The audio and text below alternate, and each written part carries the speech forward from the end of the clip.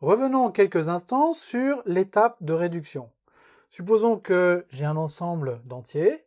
Celui-là, ces entiers sont mis dans un tableau. Et je voudrais calculer la somme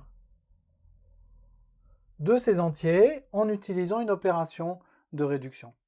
Comment est-ce que je peux procéder? Eh bien, en fait, pour pouvoir faire cette somme, à condition d'utiliser le bon algorithme que l'on va voir, j'ai juste besoin d'une bifonction,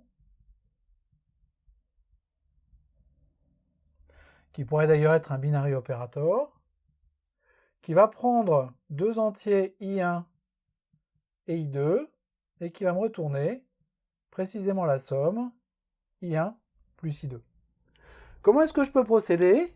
Je vais procéder de façon itérative, tout simplement. Je vais commencer par regarder les deux premiers éléments du tableau. Je vais appliquer cette bifonction sur ces deux éléments, et donc je vais en faire la somme. Ça va me donner 5. Et puis je vais prendre l'élément suivant, qui est égal à 1. J'applique encore cette lambda de réduction, et ça va me donner 6. Je vais récupérer l'élément suivant, qui est un 4. J'applique ma bifonction, ça va me donner 10, et ainsi de suite, jusqu'à avoir tout consommé. Et en principe, le résultat, ça devrait être 25. Ce faisant, j'ai appliqué ce qu'on appelle quelquefois un folding, c'est-à-dire que je prends les deux premiers éléments, puis le troisième, etc. Je prends les éléments dans l'ordre dans lequel ils arrivent.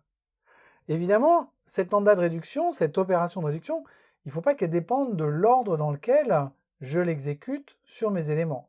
Parce que si j'ai un stream construit sur un set, je ne peux pas prévoir l'ordre dans lequel les éléments vont être consommés par ce stream, ce qui n'est pas le cas de la liste.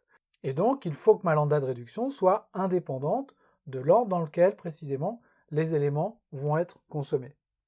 Ça veut dire une chose, ça veut dire que si je réduis mes deux éléments et que je réduis ensuite avec le troisième, il faut que ce soit égal au fait de réduire l'élément 2 et 3 et de réduire ensuite avec le premier.